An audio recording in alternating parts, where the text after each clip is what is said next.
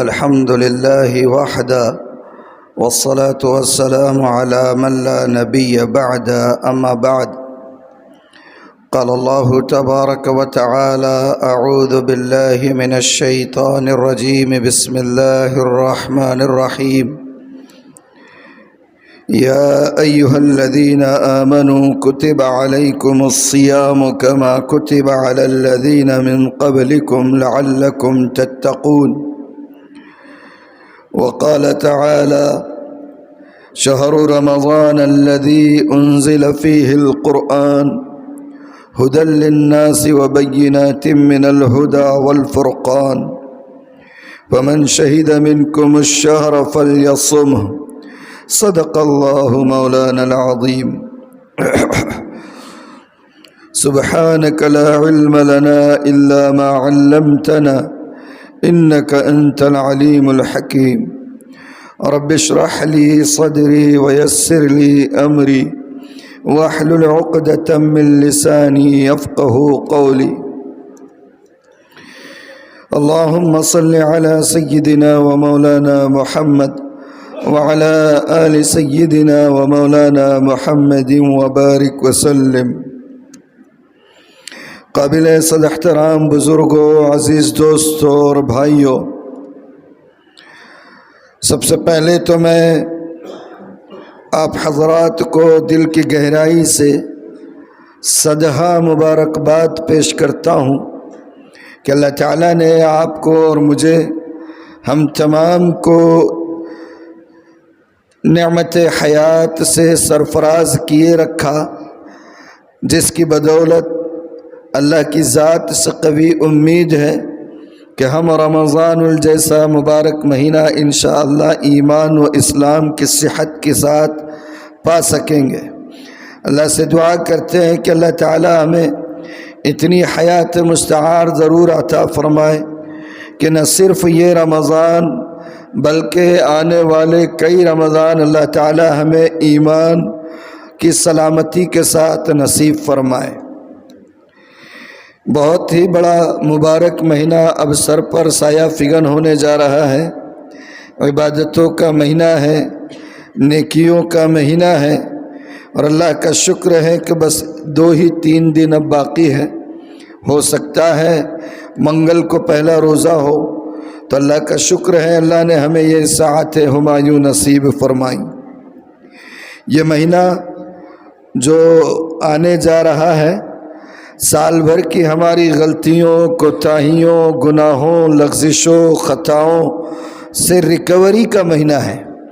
آنے والا مہینہ سال بھر کی گزشتہ کوتاہیوں سے، خطاؤں سے ریکوری کا مہینہ ہے، اور نیکیوں کے اور عبادتوں کے سیزن کا مہینہ ہے۔ جیسے کاروباری حضرات ہوتے ہیں، ان کے کاروبار کے اپنے سیزن ہوتے ہیں، اور جب ان کے سیزن کا مہینہ یا وقت آتا ہے تو اس کے لیے تیاری کرتے ہیں۔ اسی طریقے سے اب چونکہ نیکیوں کا سیزن آنے والا ہے تو اس کے لیے تیاری کرنی ہوگی۔ اوپر سے بھی بھاؤ بڑھا دیا جاتا ہے، جیسے سیزن میں کاروباری حضرات بھاؤ بڑھا دیتے ہیں، ریٹ بڑھا دیتے ہیں، نئی نئی چیزیں لے کر آتے ہیں، تو اس نیکیوں کے سیزن کا بھی اللہ تعالیٰ کی طرف سے بھاؤ بڑھا دیا جاتا ہے۔ ریٹ بہت زیادہ ملنے والا ہے۔ ابھی کیا ریٹ ملے گا؟ ریٹ ملے گا نفل کا فرض کے برابر، نفل کا ریٹ فرض کے برابر، اور فرض کا ریٹ 70 گنا زیادہ ملے گا۔ فرض کا ریٹ 70 گنا زیادہ بڑھ جاتا ہے۔ پھر اگر کوئی شخص روزہ رکھتا ہے تو اس روزے کی برکت سے اللہ تعالیٰ اس کے سال بھر کے صغیرہ گناہوں کو معاف فرما دیتے ہیں۔ اگر کوئی تراویح پڑھتا ہے تو تراویح کے پڑھنے کی وجہ سے اللہ تعالیٰ اس کے سال بھر کے صغیرہ گناہوں کو معاف فرما دیتے ہیں۔ گناہوں کی معافی کا جو اعلان ہے، اس سلسلے میں ایک بات یہ ذہن نشین رہنی چاہیے کہ نیکیوں کے ذریعے سے جو گناہ معاف ہوتے ہیں وہ صرف صغیرہ گناہ معاف ہوتے ہیں، کبیرہ گناہ معاف نہیں ہوتے ہیں۔ کبیرہ گناہوں کی معافی کے لیے توبہ ضروری ہے، کبیرہ گناہوں کی معافی کے لیے توبہ ضروری ہے۔ بغیر توبہ کے کبیرہ گناہ معاف نہیں ہوتے ہیں۔ چھوٹے موٹے جو تسامحات، جو لغزشیں، جو خطائیں سرزد ہوا کرتی ہے، وہ چھوٹی موٹی غلطیوں کو اور خطاؤں کو اللہ تعالیٰ نیک اعمال کی برکت سے ختم کر دیتے ہیں۔ اللہ نے فرمایا ان الحسنات یذہبن السیئات، نیک اعمال یہ چھوٹی موٹی برائیوں کو ختم کر دیتے ہیں۔ تو بہرحال ریٹ بڑھ جاتا ہے۔ اب اگر اتنا ریٹ بڑھنے کے باوجود اور سیزن کے ملنے کے باوجود کوئی شخص اگر رمضان جیسے مبارک مہینے کی برکتوں سے اور اس سیزن کی دولتوں سے محروم رہ جائے تو پھر بھلا اس سے بڑھ کر بدبخت اور کوئی ہو سکتا ہے؟ اور کوئی بدبخت ہو سکتا ہے کہ جس نے رمضان بھی پایا، جس نے سیزن بھی پایا، جس کو یہ بھی پتہ ہے کہ نیکیوں کا ریٹ بڑھ جاتا ہے، جس کو یہ بھی پتہ ہے کہ اللہ تعالیٰ کی طرف سے انعامات کے بارش کے اعلانات ہوتے رہتے ہیں، اس کے باوجود اگر کوئی محروم رہ جائے تو یہ محرومی اس کی بدبختی کی علامت ہے۔ ہاں، تو کیا کرنا ہے؟ وہی کرنا ہے جو کاروباری حضرات کرتے ہیں۔ کاروباری حضرات کیا کرتے ہیں؟ کاروباری حضرات سیزن کے آنے سے پہلے سیزن کی تیاری کرتے ہیں۔ شعبان کے مہینے میں اگر پیسہ پاس نہیں رہا، قریب نہیں رہا، تو تعلقات والوں سے، دوست احباب سے، رشتہ داروں سے پیسے کا جوڑ توڑ کرتے، ارے بھائی دے دو، سیزن کا موقع ہے، رمضان کے بعد انشاءاللہ میں آپ کو ہو سکتا ہے شب قدر سے پہلے پیسے لوٹا دوں گا، سورت جانا ہے، مال لے کر آنا ہے، دکان بھرنی ہے، اب تو کام کا ٹائم ہے، اب تو سیزن کا وقت ہے۔ تو اگر پیسہ نہیں بھی رہا تو کاروباری حضرات پیسے کا جوڑ توڑ کرتے، سورت جاتے، مال لاتے، ادھار پہ لاتے اور خوب سے خوب کمانے کی کوشش کرتے، پہلے سے تیاری کرتے۔ تو یہ نیکیوں کا سیزن، موسم بہار، سبحان اللہ، اللہ کی نعمتوں کا موسم آ رہا ہے، تو اس کے لیے بھی ہمیں پہلے سے تیاری کرنا چاہیے۔ ہمیں رمضان کی آمد سے پہلے رمضان کی تیاری شروع بھی کرنا ہے، ذہنی طور پر بھی، جسمانی طور پر بھی، قلبی طور پر بھی۔ رمضان کے استقبال کے لیے، رمضان کی عبادتوں کے لیے، رمضان کی رحمتوں کو بٹورنے کے لیے اپنے آپ کو آمادہ کرنا ہے، تیار کرنا ہے۔ کریں گے انشاءاللہ۔ اللہ تعالی عمل کی توفیق عطا فرمائے۔ ہمارے شوق، ہماری ضروریات اور ذرا موٹی بھاشا میں ہمارے چوچلے سال کے 11 مہینے پورے ہوتے رہتے ہیں، ایک مہینہ تھوڑا سا بریک لگ گیا رمضان کے مہینے میں تو کوئی نانی نہیں مرنے والی ہے، کوئی نقصان نہیں ہونے والا ہے۔ 11 مہینے پڑے ہوئے ہیں چوچلوں کے لیے، 11 مہینے پڑے ہوئے ہیں شوق کو پورا کرنے کے لیے، 11 مہینے پڑے ہوئے ہیں کام و دہن کی لذتوں کو لوٹنے کے لیے۔ یہ مہینہ ہے اپنے آپ کو تھکانے کے لیے، اللہ کی یاد میں، اللہ کی محبت میں، اللہ کے نعمتوں کے خزانوں کو لوٹنے میں۔ تو تیار ہیں آپ؟ الحمدللہ۔ تو تیاری کے سلسلے میں کیا کرنا ہے؟ تھوڑی 2-4 باتیں ہی بولنا ہے، زیادہ لمبی چوڑی بات نہیں کرنی ہے انشاءاللہ۔ سب سے پہلے رمضان کی تیاری کے سلسلے میں ایک کام یہ کرنا ہے کہ معاملات کی تھوڑی صفائی کر لے۔ کس کی صفائی کر لے؟ جیسے رمضان آنے سے پہلے گھر کی عورتیں کیا کرتی ہیں؟ گھر کی صفائی کر لیتی ہیں، کرتی ہے نا گھر کی صفائی، پورے سجے پہ کے برتن نکال رہے ہیں، پلنگ میں کے بستر نکال رہے ہیں، اور اوپر کا سامان، نیچے کا سامان۔ 2 دن ایسا ان کا ٹیمپریچر آسمان پہ رہتا، آپ اگر محبت سے بھی کھانا مانگے تو پہلے گھر کے دیکھتے، بعد میں بولتے بیٹھو ادھر سکا ہے، ادھر آنا نہیں، ادھر خراب کرنا نہیں، یہ رہتا ہے نا۔ ہاں، تو رمضان آنے سے پہلے جیسے خواتین گھروں کو صاف کرتی ہیں، ہمیں اپنے معاملات کو صاف کرنا ہے۔ اب معاملات اللہ سے بھی ہو سکتے ہیں، معاملات بندوں سے بھی ہو سکتے ہیں۔ اللہ تعالیٰ کے ساتھ جو معاملات ہیں پہلے ان کو صاف کر لیں۔ اللہ تعالیٰ کے ساتھ معاملات کیسے ہیں؟ نمازیں اگر چھوٹ گئی ہیں، کچھ گناہ سرزد ہو گیا ہے، کسی کا قرض ہے، کچھ ہے، اللہ تعالیٰ سے توبہ کرے۔ کیا کرے؟ اللہ تعالیٰ سے توبہ کرے۔ اور توبہ کیسی کرے؟ توبہ ایسی کرے کہ پورے خشوع و خضوع کے ساتھ توبہ تو کرنا ہی ہے، لیکن ساتھ میں یہ عزم کرنا ہے کہ آئندہ جس گناہ کی توبہ میں اب کر رہا ہوں وہ گناہ میری زندگی میں کبھی لوٹ کر نہیں آئے گا۔ آ جائے الگ چیز ہے، لیکن عزم کرنا ہے۔ کیا عزم کرنا ہے؟ کہ اللہ میں سچے دل سے آپ سے توبہ کرتا ہوں اور وعدہ کرتا ہوں، عہد کرتا ہوں، اور اپنے عہد کو نبھانے کی 100% کوشش کروں گا کہ یہ گناہ میں اپنی زندگی میں دوبارہ نہیں ہونے دوں گا۔ یہ عزم کرنا ہے۔ اور اگر خدا نہ کرے گناہ ہو جائے تو انسان ہے، ہم فرشتے تو ہیں نہیں، فرشتوں کے اندر مشین فٹ نہیں ہے گناہ کرنے کی، خواہشات پیدا کرنے کی اور کچھ بھی کرنے کی، کھانے پینے کی، فرشتوں میں مشین فٹ نہیں ہے۔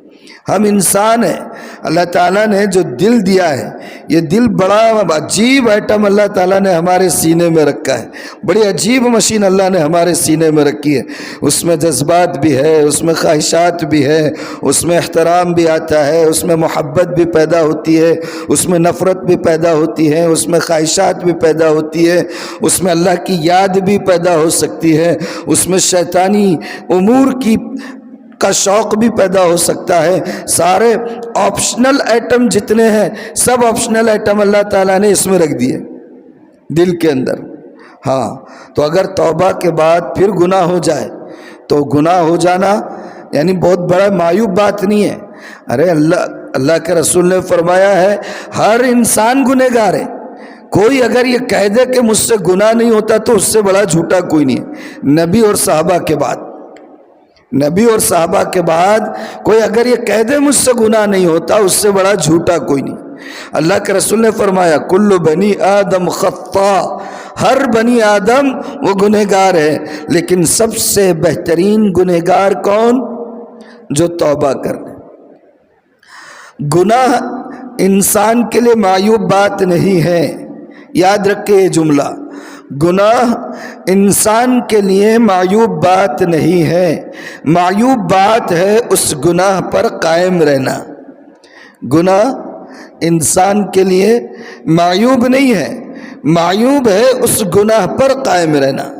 گناہ شیطان نے قسم کھائی ہوئی ہے ہم کو راستے سے ہٹانے کی، ٹریک چینج کروانے کی، تو کیا وہ پٹھا خاموش بیٹھے گا؟ کیا خاموش بیٹھے گا؟ ایسے کیسے خاموش بیٹھے گا؟ جنت سے نکلنے کا ذریعہ بنے آپ اور ہم اس کے لیے۔ نعمتوں سے سرفراز ہو رہا تھا ہم اور آپ ہے، جس کی وجہ سے کم بخت نیچے پھینک دیا گیا، تو خاموش بیٹھتا انہیں بھی طے کر دیا کہ بیٹو تم نے مجھے نکالے، میں تم کو جہنم میں پہنچا کے رہوں گا۔ تو گناہ ہونا معیوب بات نہیں ہے، گناہ پر قائم رہنا معیوب بات ہے۔ کسی اللہ والے سے کسی نے پوچھا کہ حضرت یہ بار بار گناہ ہوتا ہے تو یہ بار بار اللہ سے توبہ کرنے میں شرم آتی ہے؟ اللہ تعالیٰ بھی بولتے ہوں گے کہ یہ کیا ڈھونگ بنا کے رکھ دیا ہے توبہ کا، یہ کیا تماشا ہے توبہ کا؟ گناہ کرتا اور بے شرم پھر آ جاتا توبہ کرنے۔ کسی نے کسی بزرگ سے یہ بات کہی تو ان بزرگ نے کہا واہ واہ واہ، توبہ کرنے سے شرم آتی ہے، اور توبہ جس کام کے اوپر کر رہا ہے وہ کام تو پہلے کیا، بار بار کرتے ہوئے شرم نہیں آتی ہے، وہ کام کرتے ہوئے شرم نہیں آتی ہے۔ دراصل یہ خیال کہ بار بار توبہ کرنے سے اللہ سے شرم آتی ہے، یہ خیال بھی شیطان کا پیدا کیا ہوا ہے۔ وہ یہ تو چاہتا ہے کہ بار بار تم سے گناہ کرائے، لیکن یہ دل میں ڈال دیتا ہے کہ اللہ کے سامنے بار بار توبہ نہیں کرنا، ورنہ اللہ تعالیٰ یہ کہیں گے کہ یہ تو توبہ کا مذاق بنا کے رکھ دیا کم بخت نے۔ یہ کس کا فنڈا ہے؟ ہاں، اس لیے اللہ کے رسول صلی اللہ علیہ وآلہ وسلم سے بڑھ کر مقدس ذات کس کی ہو سکتی ہے؟ گناہوں سے پاک، معصوم عن الخطا۔ اللہ نے قرآن میں ایک نہیں کئی دفعہ کہہ دیا کہ آپ کے اگلے پچھلے سارے گناہ تو تھے ہی نہیں، بالفرض اگر ہو بھی جاتے سپوز، تو اللہ تعالیٰ قرآن میں کہتے ہیں کہ آپ کے اگلے پچھلے سب گناہ معاف ہے۔ اس کے باوجود اللہ کے رسول تو کبھی شرمایا نہیں کرتے تھے۔ آپ یہ کہا کرتے تھے کہ اللہ سے زیادہ استغفار کیا کرو، میں خود دن میں 70 مرتبہ اللہ سے توبہ اور استغفار کرتا ہوں۔ تو یہ شیطان کے فنڈوں میں نہیں آنا ہے۔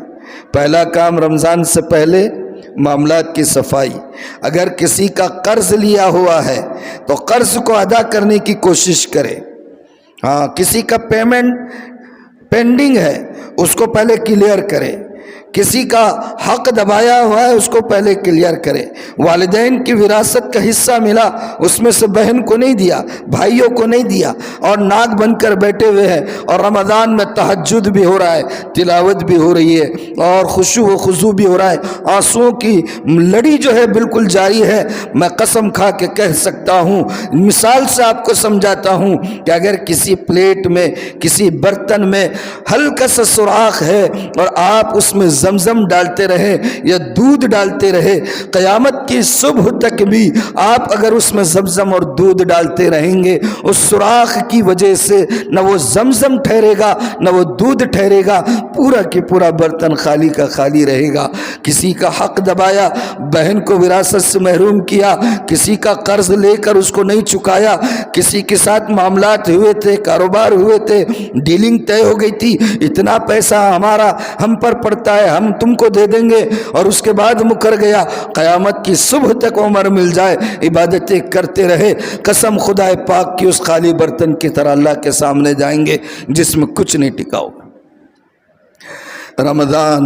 رمضان ہے، آ گیا ہے سیزن لوٹنے کا، بٹورنے کا۔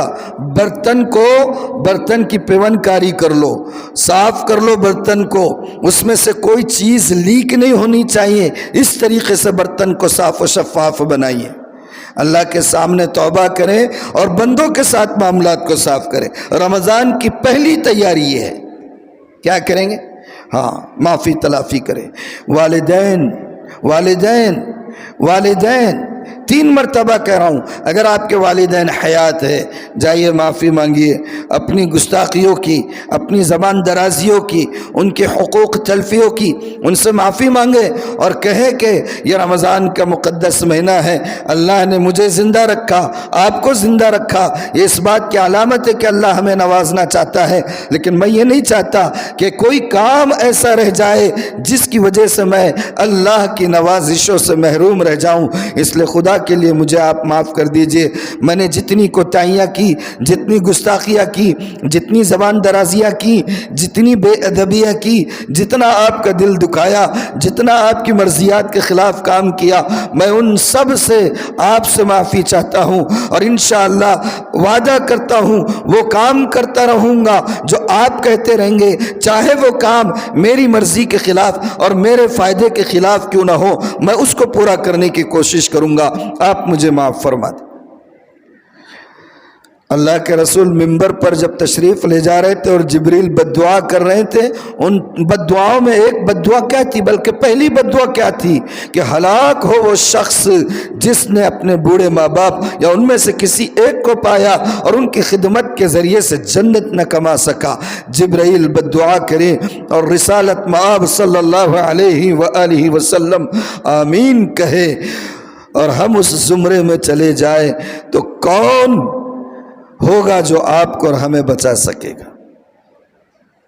تو رمضان کی تیاری کا پہلا کام معاملات کی صفائی، اللہ کے ساتھ بھی معاملات کی صفائی اور بندوں کے ساتھ بھی معاملات کی صفائی کریں گے انشاءاللہ۔ توبہ زیادہ سے زیادہ کریں، استغفار زیادہ سے زیادہ کریں۔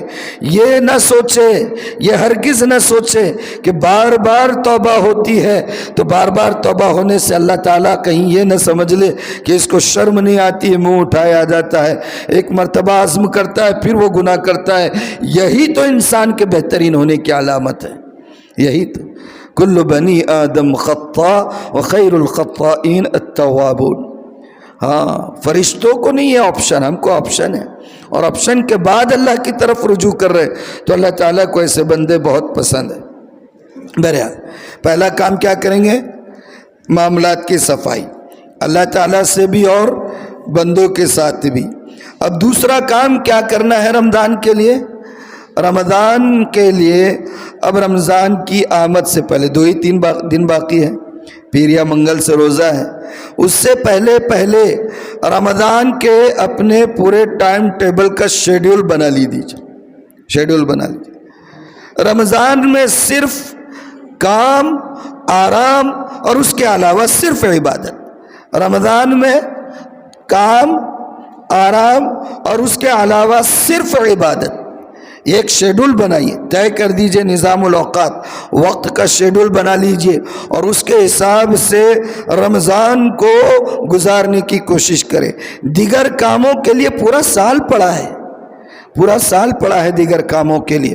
اب سارے شیڈول ان 3 چیزوں کے علاوہ رمضان سے حذف کر دیں۔ کون کون سے کام؟ اگر آپ کہیں کام کرتے ہیں، آپ کی دکانیں ہیں، آپ کو ٹھیک ہے، اس کو بھی معمول پہ لائیے، اور کام آرام تھوڑا ضروری ہے، اور اس کے علاوہ جو وقت بھی ہے وہ عبادت، دوسرا تیسرا کوئی کام نہیں اس میں۔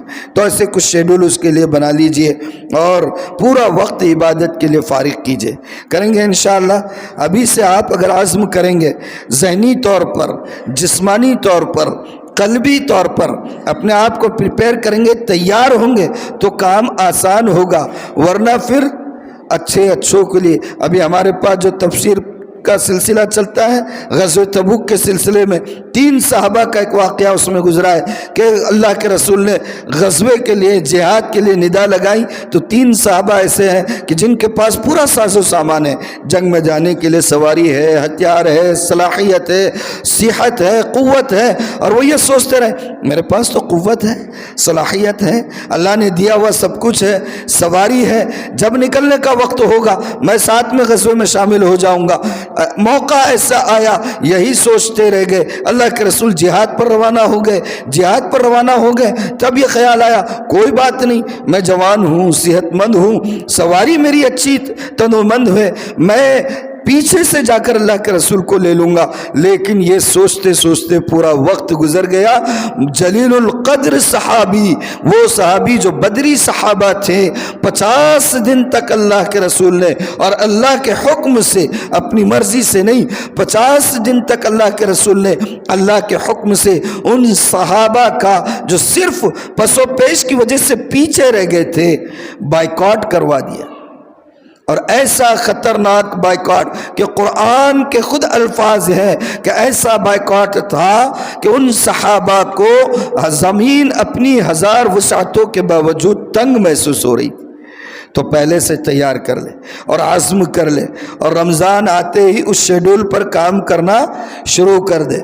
بنائیں گے شیڈول، اس شیڈول میں رات میں گھومنے کے لیے کوئی جگہ نہیں ہونی چاہیے، اس شیڈول میں افطار کے وقت بلا ضرورت خریداری کا کوئی شیڈول نہیں ہونا چاہیے، اس شیڈول میں آپ کے سحر سے پہلے آخری وقت تک سونے کا کوئی نظام نہیں ہونا چاہیے، اس شیڈول میں سحر کے بعد فجر کی نماز تک اور فجر کے بعد اشراق تک سونے کا اور گپ شپ کا، موبائل سننے کا کوئی نظام نہیں ہونا چاہیے۔ ایسا شیڈول بنائیں گے انشاءاللہ۔ اللہ تعالی عمل کی توفیق عطا فرمائے۔ اور ایک کام جو آپ کو کرنا ہے، میں یہ جائز اور ناجائز کی بات نہیں کہہ رہا ہوں، یہ جو بات کہنے جا رہا ہوں، لیکن آپ کو بہتر اور غیر بہتر کی بات کہہ سکتے ہیں آپ اس کو۔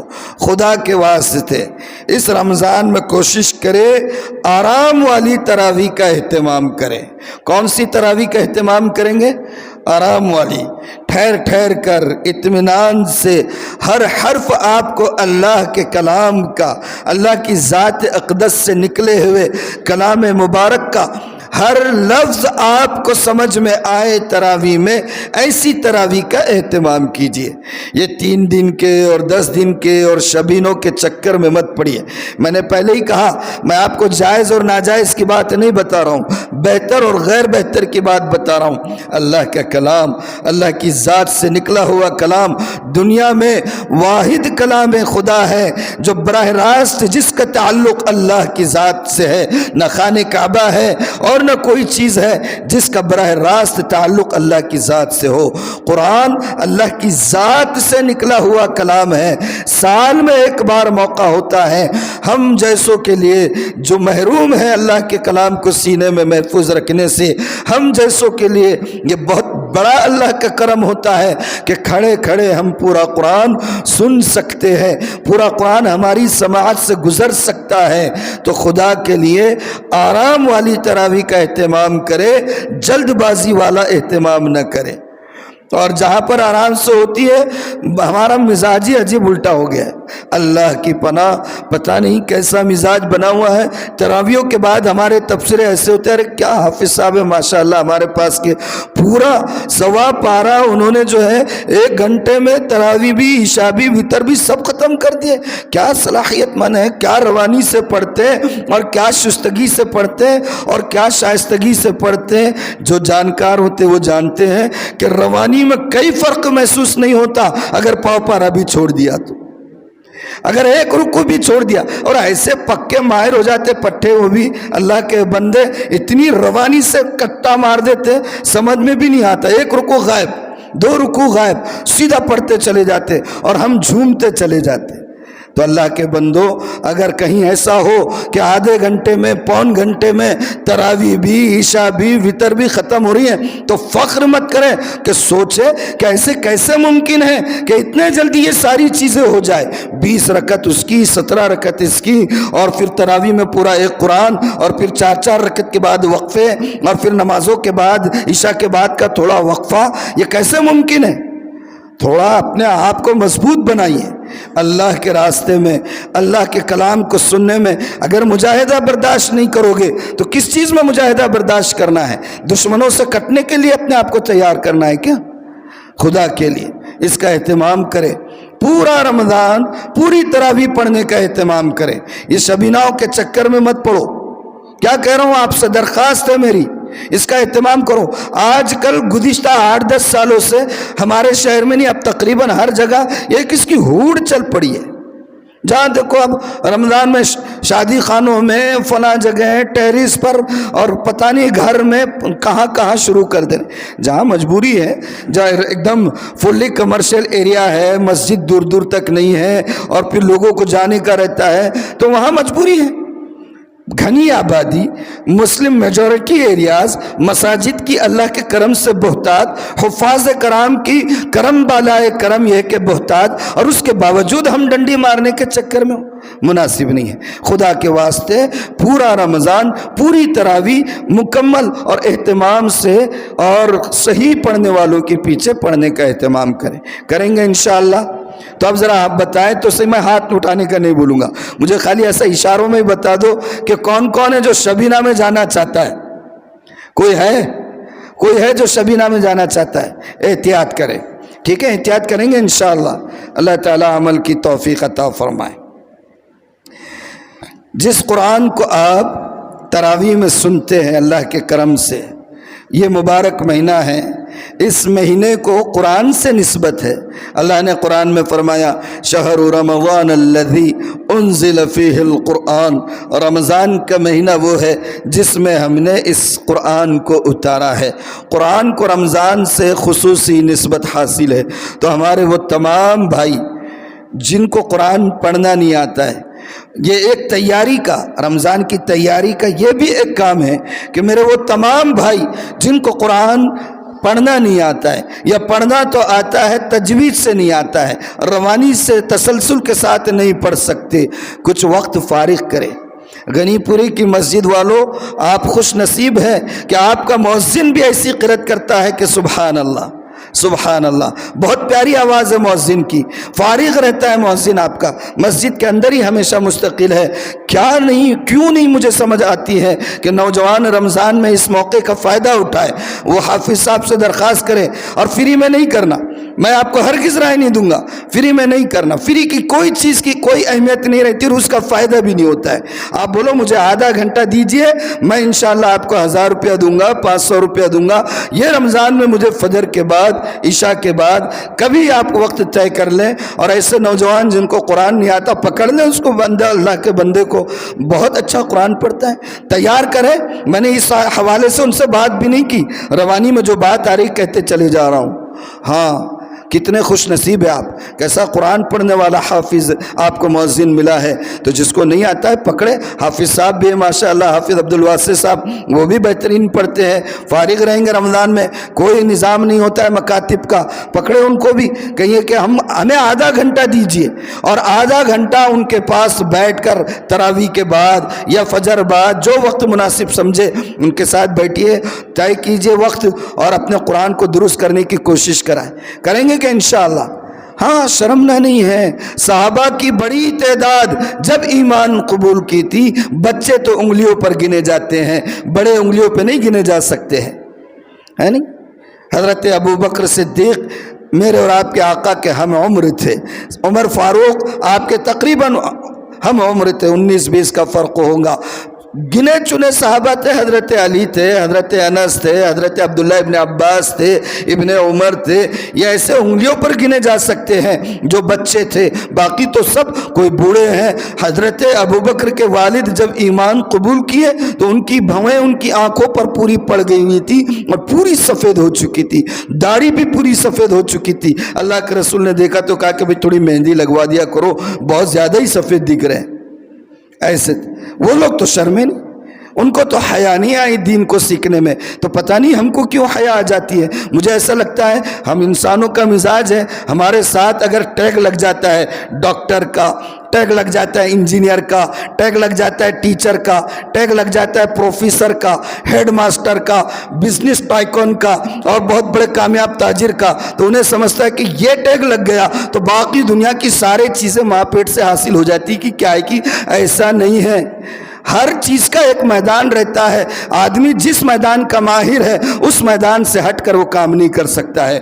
آپ چلے جائیے، گھر کا کام نکالیے اور کسی MBBS کے پاس جائیے کہ حضرت یہ میرا 30x50 کا پلاٹ ہے اور آپ تھوڑا سا نقشہ بنا کر دو، تو انہیں بولتا بیٹا میں آپ کو پرسکرپشن لکھ کر دیتا ہوں، یہاں سے پونا گاڑی پکڑنا اور وہاں جا کے علاج کرا کے آ جانا، ہے نا؟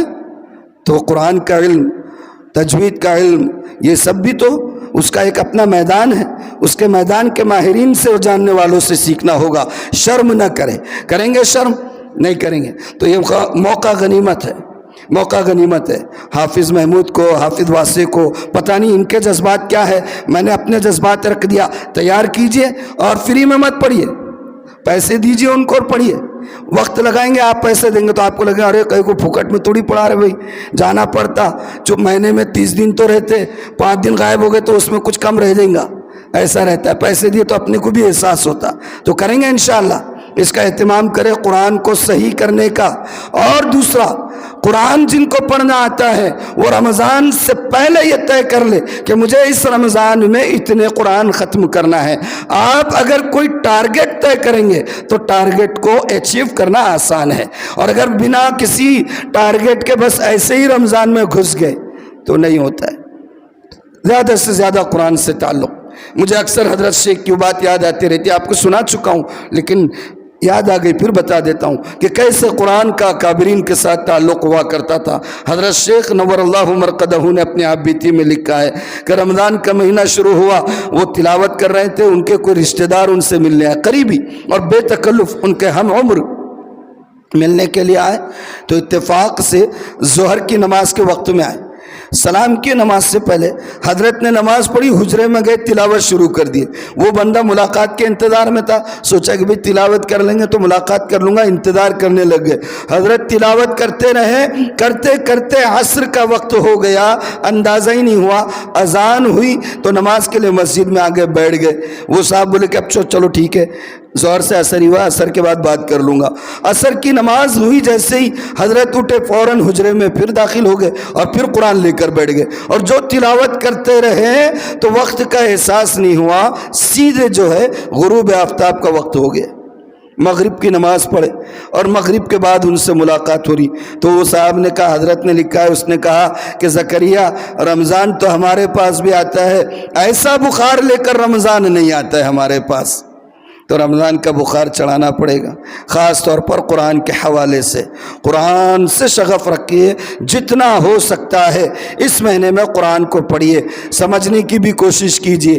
کریں گے انشاءاللہ، اللہ تعالی عمل کی توفیق عطا فرمائے. اور ایک کام رمضان کی تیاری کے حوالے سے کہ اپنے گھر کے بچوں کو، بچیوں کو، عورتوں کو لے کر رمضان سے پہلے ایک بار بیٹھ جائے، سب کو جمع کرے کہ آؤ بھائی تھوڑا سا ایک اہم کام ہے. جیسے شادی وادی بچی کی طے ہوئی تو کیسا بیٹھتے، گھر والے ہی نہیں بیٹھتے، باہر جو چچا ہے اس کو بھی بلاتے، باہر جو بھائی گیا ہوا ہے اس کو بھی بلا لیتے، بھائی آ جاؤ بہت اہم کام ہونے والا ہے، تھوڑا سا مشورہ کر رہا ہے. تو ایسے سب کو لے کر بیٹھے اور بچوں کو، بچیوں کو، خواتین کو یہ کہے کہ دیکھو اب رمضان کا مہینہ آ رہا ہے، اب ہم جو ہے آپ کے سامنے کوئی مینیو رکھنے والے نہیں ہیں کہ سحر میں یہ پکانا ہے اور افطار میں یہ کرنا ہے. ہماری آپ سے ایک ہی درخواست ہے کہ تمہارا رمضان کے علاوہ جو بھی شیڈیول رہتا ہے، معمول رہتا ہے، اس میں تھوڑی تخفیف کرو اور زیادہ سے زیادہ رمضان میں عبادتوں کا خیال کرو. میں یہ چاہتا ہوں کہ میری جتنی بچیاں ہیں ان کے آپس میں قرآن کو ختم کرنے کا تھوڑا سا کمپٹیشن ہو جائے.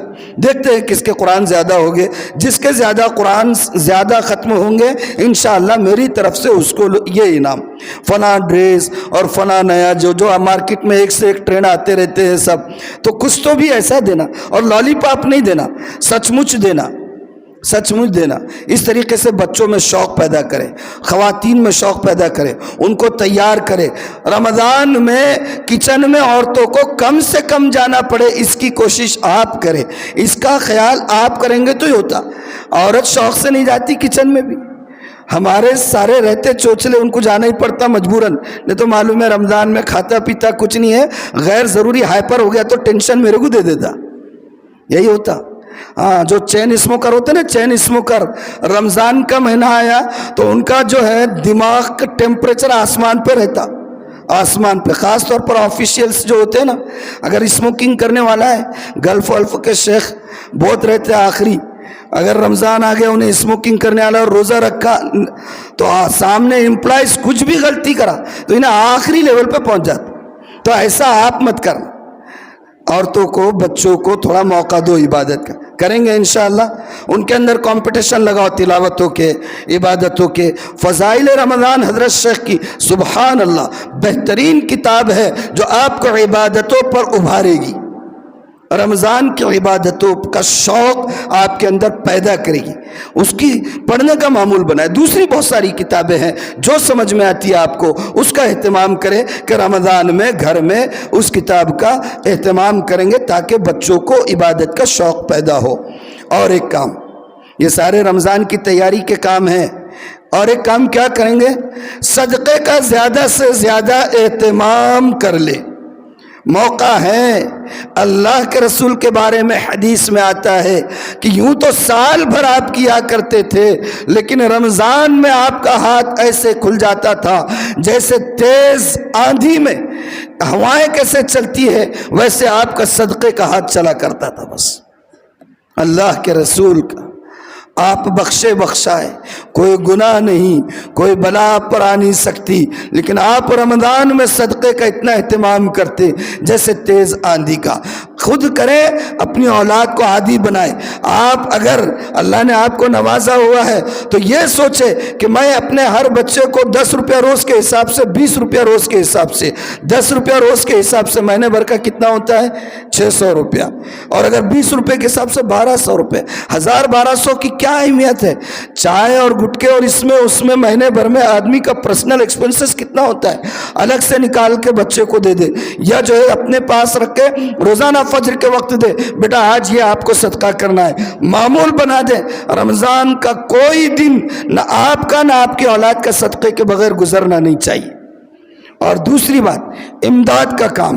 امداد کا کام ہر یتیم کو پکڑنا ضروری نہیں ہے. سب سے پہلے اپنے خاندان کے غریب رشتہ داروں کا سروے کرو.